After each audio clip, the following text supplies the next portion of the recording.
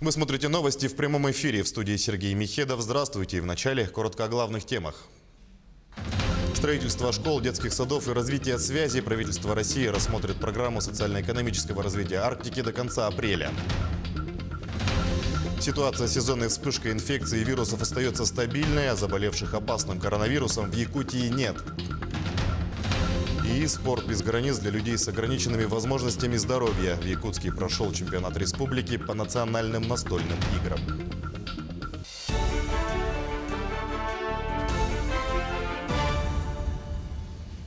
А начнем с новостей о коронавирусе. Специалисты в Хабаровском крае и в Приморье поместили около 40 прибывших в регион граждан Китая под карантин. Это необходимо для профилактики завоза коронавируса. В частности, в него попали прилетевшие в Хабаровск китайцы в количестве 24 человек. Борт прибыл из Сеула, у всех взяли анализы. Напомню, что по указанию правительства страны всех граждан КНР, имеющих вид на жительство в России, по прилету надлежит помещать в карантинную зону на срок до 14 дней. За прибывшими установлено ежедневное медицинское наблюдение, а на данный момент признаков болезней у них нет. Между тем, ситуация с сезонной вспышкой инфекционных и вирусных заболеваний в Якутии остается стабильной. Об этом сообщила министр здравоохранения республики Елена Борисова. На сегодняшний день объявлен карантин в дошкольных и общеобразовательных учреждениях столицы, который продлится до 16 февраля. Тем не менее, эпидпорог в районах республики еще не превышен. Больница Якутска продолжает работу по срочной диагностике людей с симптомами коронавируса.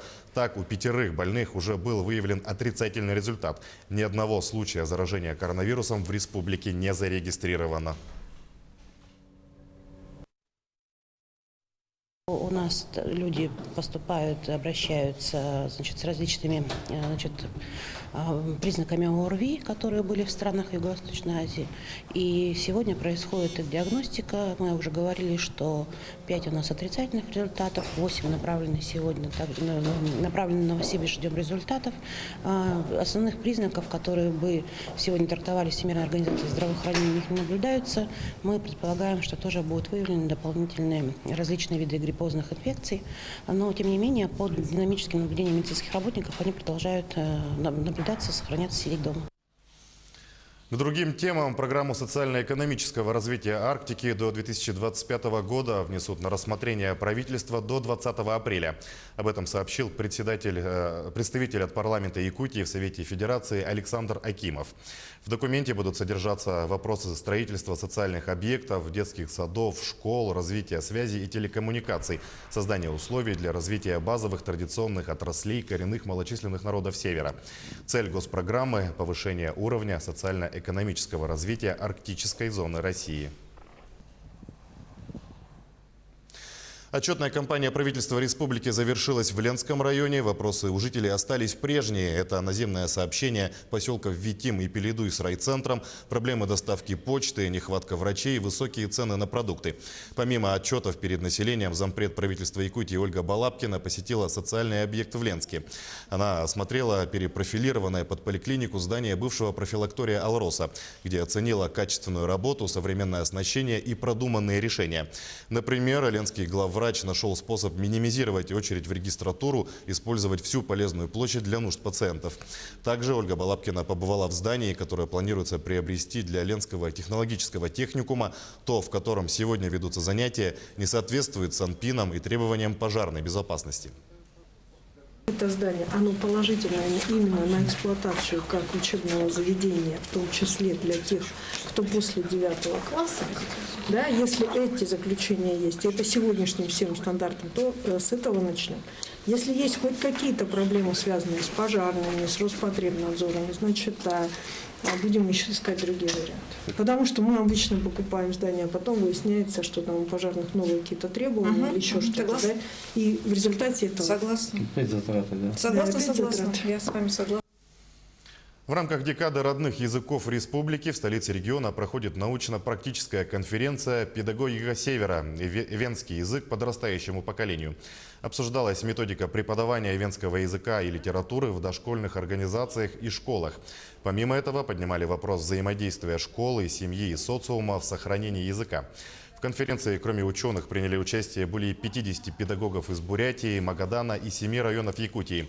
Как отмечают сами носители, главная проблема не в сохранении ивенского языка, а в отсутствии единых правил орфографии и алфавита. Ивенский язык преподается на основе кириллицы. Кириллица, наряду с тем, что она принесла огромную пользу для развития родных языков коренных народов Севера Сибири и Дальнего Востока, также нанесла огромный ущерб, потому что у нас, языков коренных народов Севера, есть свои звуки, есть свои нюансы, которые нужно учитывать, которые не могут обозначить буквы из кириллицы. В музее и центре Хамуса народов мира в Якутске отчитались перед общественностью о проделанной работе в прошлом году. По словам руководства, 2019 был весьма результативным. Провели множество выставок, творческих вечеров и не только в республике, но и далеко за ее пределами. Например, в монгольском Улан-Баторе открыт 14-й по счету филиал Дома Хамуса народов мира. Благодаря совместной деятельности в той же Монголии была организована акция, направленная на возрождение монгольского варгана. Общее количество мероприятий – 60 мероприятий, республиканских, международных, всероссийских мероприятий. А так, по национальному проекту «Культура» и по 8 НК, и по государственному заданию у нас наш музей все планы выполнил на 100%. И в продолжении темы Хамуса «Три духа, три мира» – так называется творческий вечер хамусиста-импровизатора Эркина Алексеева. Талант молодого человека раскрылся в студенческие годы в Санкт-Петербурге. Распространители якутской культуры очаровывали тонким звучением хамуса жителей не только северной столицы, но и выезжали за ее пределы. Сейчас Эркин Алексеев является научным сотрудником Международного музея хамуса, где хранится более 500 видов инструмента.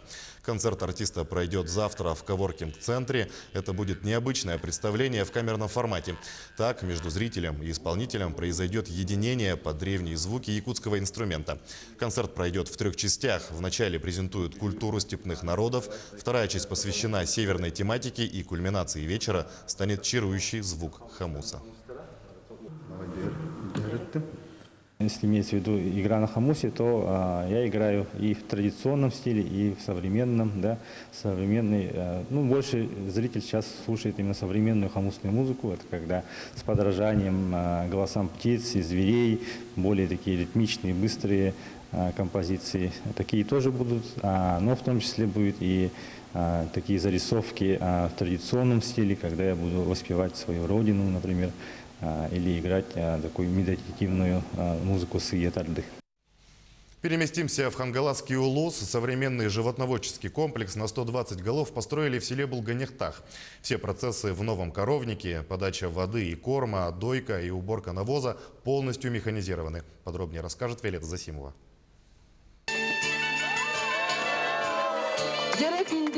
Торжественное открытие началось с презентации стелы, которую установили при входе в животноводческий комплекс. Стела посвящена уважаемому жителю села Булганехтах, доеру-рекордсмену Гаврилу Чапалову.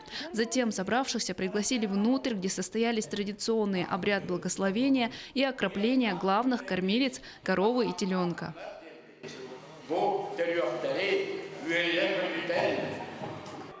Новый объект принадлежит главе крестьянско-фермерского хозяйства Акулине Львовой. О механизированном коровнике она мечтала с момента открытия своего дела, и в 2019 году ее мечты начали сбываться. 1 октября строительная компания «Интер» приступила к возведению животноводческого комплекса. Через день я тут сюда ходила, смотрела, переживала, конечно. Каждый день, вот когда заканчивается строительство, успокоилась, у меня уже будет коровник. Строительство обошлось в 35 миллионов рублей. Половину суммы обеспечило Министерство сельского хозяйства республики. Вложено вообще всего около 34 миллионов, а 50% мы возместили. Еще планируем в 2020 году довести до 98%. Животноводческий комплекс включает в себя коровник, административное помещение, молочный цех, кормокухню, раздевалку для работников, туалет и душевую. Все процессы в коровнике механизированы. Сено для буренок будут подвозить рулонами на тракторе. Вода поступать по трубам в специальные поилки. Дойка будет осуществляться доильными аппаратами, а навоз удаляться с помощью транспортера. В данный момент поголовье крупного рогатого скота в хозяйстве составляет 238 голов. Из них 120 дойные. В планах у Акулины Львовой расширение поголовья, а также строительство летника и телятника. Виолетта Засимова, Федор Тарасов, Хангаласский улус. Далее к спортивной теме. Спорт без границ для людей с ограниченными возможностями здоровья. В Якутске прошел чемпионат республики по национальным настольным играм. Соревнования открыли 13-ю спартакиаду по адаптивным видам спорта, рассказывает Сарглана Федорова. Переловить за 2 минуты 30 лучинок. Задача непростая. Чемпионат по настольным играм Хабылыки и Хамыска объединил более 100 любителей здорового образа жизни из 17 районов республики и Якутска. Участвуют спортсмены с нарушениями зрения, слуха, опорно-двигательного аппарата и общими заболеваниями. Вот это вот приехали на чемпионат по Хабалы, Хамыску впервые. Готовились, каждый вечер в свободное время садился за стол и тренировал, руки разрабатывал, там пальцы разрабатывал. И все для здоровья полезно. Спортсмены соревнуются в личном и командном первенстве. Хотя об этом во время состязаний многие не думают. Цель не победа, а поддержание здоровья. Сегодня в Якутии адаптивным спортом занимаются более 10 тысяч человек. Они регулярно приносят республике медали всероссийских и международных стартов. Вначале наши спортсмены соревновались на общественных началах. А сейчас уже 2014 года уже официальные чемпионаты и первенства проводятся. Национальные настольные игры развивают моторику, ум, гибкость, быстрота, ловкость. И это все помогает нашим спортсменам. Настольные игры развивают не только внимательность и ловкость, но даже помогают восстановить двигательные функции. Пример тому – история Алексея Устинова, который добился звания мастера спорта. Я сам попал в автоаварию. Это 1889-6 года, и стал инвалидом 2 группы, и принес 5 операций, и не мог ходить и заниматься, не могу бегать. Поэтому мне этот спорт, это национальные виды спорта, это мне самые как раз подошли, и усиленно я тренировался, и достиг этого большого успеха в спорте.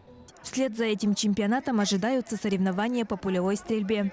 Затем по русским шашкам, настольному теннису, волейболу сидя, голболу и легкой атлетике. Спартакиада проходит в новом формате и продлится в течение 5 месяцев. Многие попробуют свои силы сразу в нескольких дисциплинах.